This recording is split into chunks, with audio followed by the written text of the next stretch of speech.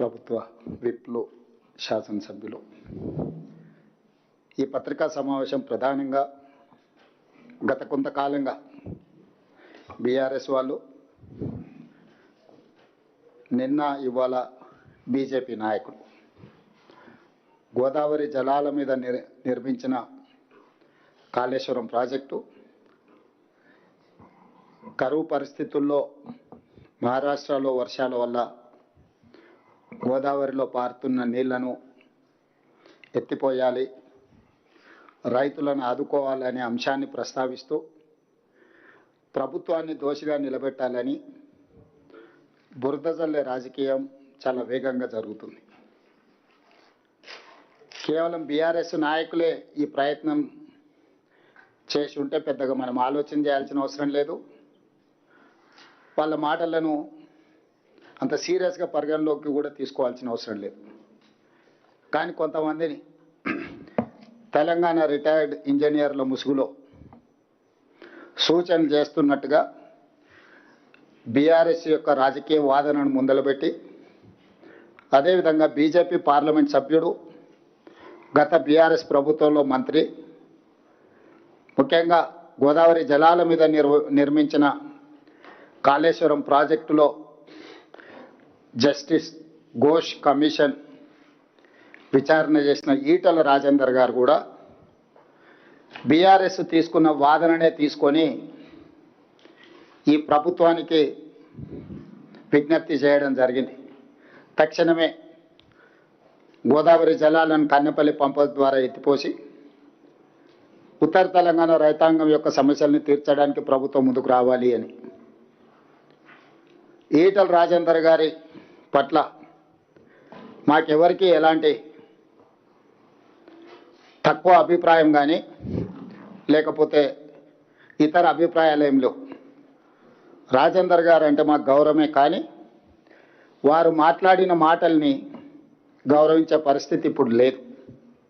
వారు మాట్లాడే ముందు సంబంధిత శాఖ మంత్రితో కానీ లేకపోతే నేషనల్ డ్యామ్ సేఫ్టీ అథారిటీ అధికారులతో కానీ వారి ఆలోచనను పంచుకొని వారి సూచనల మేరకు వారు ప్రభుత్వానికి సూచన చేసినుంటే వారి గౌరవం పెరిగి ఉండేది.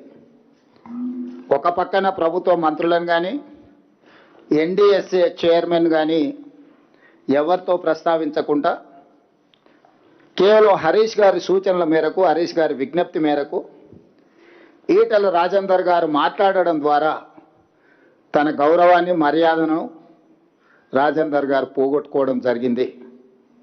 ఏది ఏమైనా ఒక పక్కన కొంతమంది రిటైర్డ్ ఇంజనీర్లు తెలంగాణ వాదుల ముసుగులో బీజేపీ, బీఆర్ఎస్ ఈ ప్రభుత్వాన్ని తప్పు చేస్తున్నట్టుగా ప్రజల ముందు నిలబెట్టడానికి చేస్తున్న ప్రయత్నం నేపథ్యంలో ఈ పత్రికా సమావేశాన్ని ఏర్పాటు చేసి పూర్తి వివరాలను ప్రజలకు మేము వివరించదలుచుకున్నాం.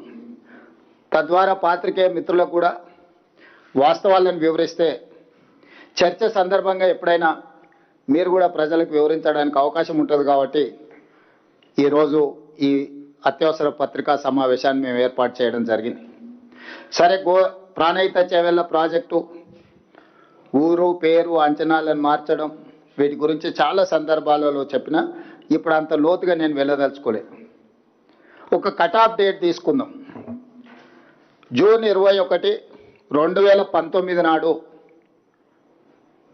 ఆనాటి ముఖ్యమంత్రి చంద్రశేఖరరావు గారు కాళేశ్వరం ప్రాజెక్టును ప్రారంభించుకున్నారు. ఈ కథనాన్ని జూన్ 21, 2019 ఆ తర్వాత జరిగిన పరిణామాలకే పరిమితమై ఈరోజు నేను మాట్లాడాలని నిర్ణయం తీసుకున్నా.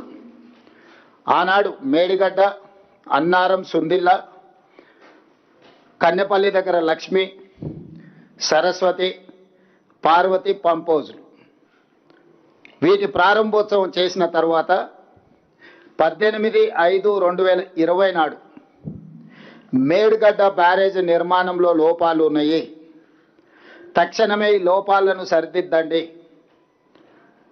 దీనివల్ల బ్యారేజ్కే ప్రమాదం ఉన్నది అని ఎగ్జిక్యూటివ్ ఇంజనీర్ బివి రమణారెడ్డి గారు ఆనాడు ప్రభుత్వం ఉన్నప్పుడే లేఖ రాయడం జరిగింది.